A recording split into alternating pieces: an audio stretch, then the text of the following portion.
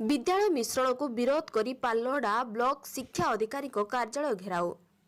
अनुगुल जिला पालहड़ा ब्लॉक डिमिरिया पंचायत रंज कॉलोनी ग्रामवासी विद्यालय मिश्रण को विरोध करी पालहड़ा ब्लॉक शिक्षा अधिकारी कार्यालय घेराव करिथिबा देखिबाक मिलिछि।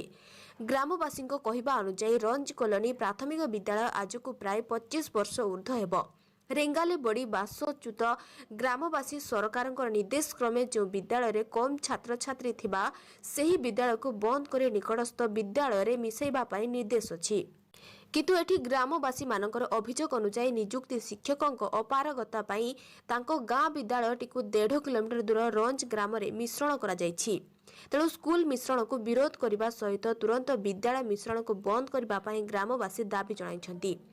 अपर पक्षरे ग्रामवासी शिक्षकों विरोध में अभियोग कहिछन्ति जे प्रधान शिक्षक सप्ताह 3 दिन विद्यालय को आसुवा बेले अन्य दिन में बेपार करुछन्ति।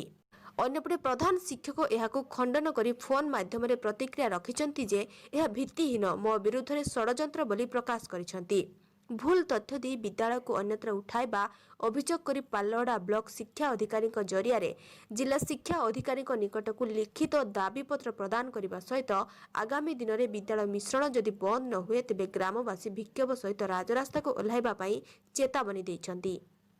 पालहड़ारू गणेश्वर हांसदाଙ୍କ रिपोर्ट परिदर्शक मीडिया।